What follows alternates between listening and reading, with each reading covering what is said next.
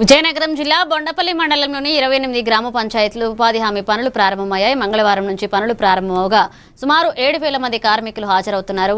పని కోరిన ప్రతి ఒక్కరికి ఉపాధి కల్పిస్తున్నామని ఏపీ అరుణ్ కుమార్ తెలిపారు. పని ప్రదేశాల్లో త్రాగునీరు, నీడ వంటి సౌకర్యాలు అందుబాటులో ఉండేలా చర్యలు తీసుకోవాలని సిబ్బందికి ఆదేశాలు ఇచ్చారు. ఉపాధి హామీ పథకం ద్వారా గ్రామీణ ప్రజలకు ఉపాధి అవకాశాలు పెరుగుతున్నాయని అధికారులు పేర్కొన్నారు.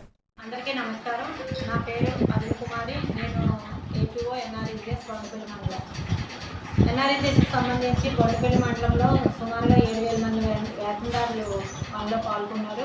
ప్రతి గ్రామ పంచాయతీలో కూడా 28 గ్రామ పంచాయతీల్లో పనులు అనేవి ప్రారంభించడం జరిగింది. పని అడిగిన ప్రతి ఒక్కరికి కూడా పనులు కల్పించడానికి కావాల్సిన షెల్ఫ్ ఆఫ్ వర్క్స్ కూడా రెడీ చేసుకొని ఉంచుకోవడం జరిగింది. ముఖ్యంగా ఏంటంటే పని ప్రదేశంలో కంపల్సరిగా పని వద్ద సౌకర్యాలు అనేది నీడ, ప్రథమ చికిత్స పెట్టి నీరు ఉండాలని క్షేత్రస్థాయి సిబ్బంది అందరికీ చెప్పడం జరిగింది.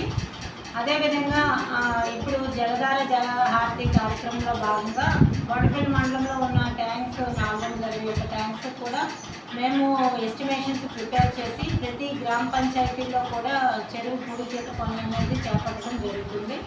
ఇందులో భాగంగా పేద ఛానల్స్ నెక్స్ట్ ట్యాంక్స్కి సంబంధించి 440 లక్షల వరకు మేము ఆల్రెడీ శాంక్షన్